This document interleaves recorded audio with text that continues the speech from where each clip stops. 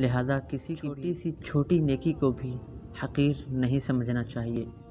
بعض دفعہ کسی کی ایسی حرکت جو ہمیں اور دوسرے لوگوں کو ناپسندیدہ اور ناگوار گزرتی ہے، مگر وہ اللہ رب العزت کے ہاں ایک مقبول ترین گھڑی ہوتی ہے، اسی کی وجہ سے اللہ رب العزت کسی کی بخشش فرما دیتے ہیں۔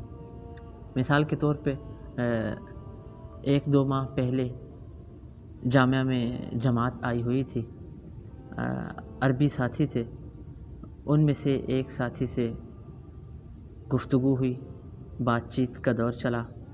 میں نے ان سے کہا کہ آپ کے تبلیغی اسفار ہوتے رہتے ہیں، آپ کوئی ایسا واقعہ سنائیے جو آپ کو عجیب لگا ہو۔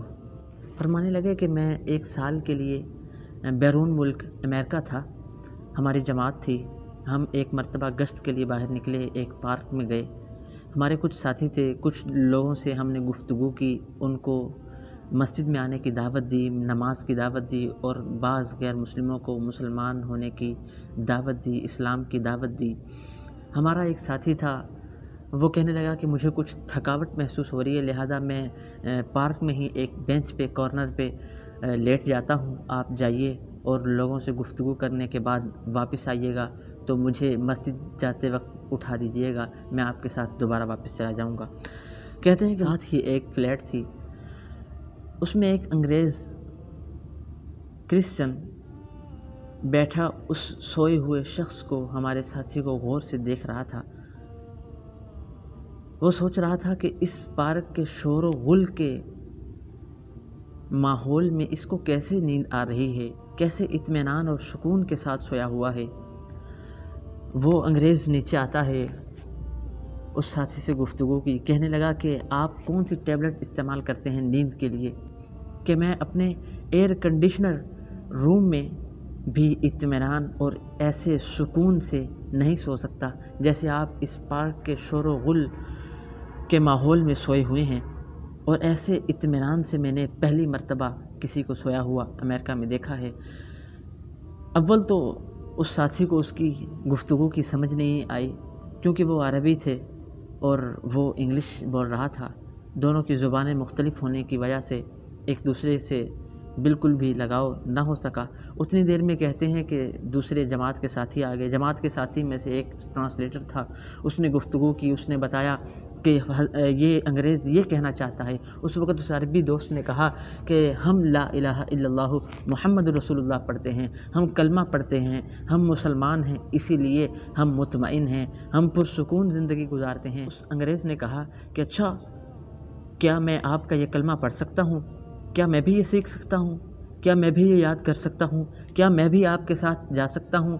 کیا میں بھی آپ کے ساتھ کچھ وقت گزار سکتا ہوں؟ اس وقت اس نے کہا کہ ہاں، آئیے چلتے ہیں مسجد میں۔ اسے مسجد میں لے گئے۔ اس وقت اس نے کہا کہ ہاں، اسے مسجد میں لے گئے تو مسجد میں تعلیم ہو رہی تھی، اسے بٹھایا گیا، کچھ دیر بیٹھا، اسے اونگ آنے لگی، نیند آ رہی تھی۔ امیر صاحب نے حکم دیا کہ اسے ساتھ کمرے میں جا کر لٹا دیا جائے، وہ اسے لٹا دیا گیا۔ وہ 5 گھنٹے تک سویا رہا، اور 5 گھنٹوں کے بعد اسے جاگ آئی اور بالکل فریش ہو چکا تھا، مطمئن تھا، اس کے چہرے سے فرحت اور خوشی کے جذبات ظاہر ہو رہے تھے۔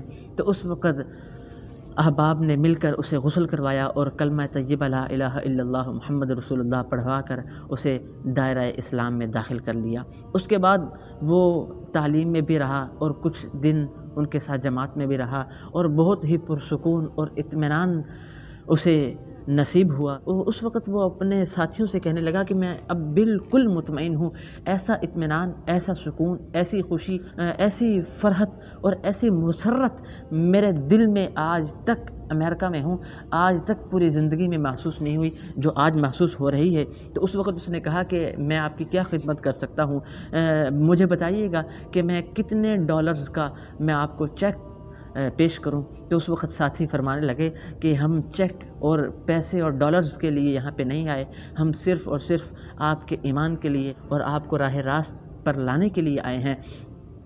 ہماری ایک ہی التجا ہے، آپ ہمارے ساتھ جماعت میں چلیں۔ پھر وہ حضرت فرمانے لگے جن سے ہماری گفتگو ہو رہی تھی، وہ عربی تھے، سعودیہ کے تھے۔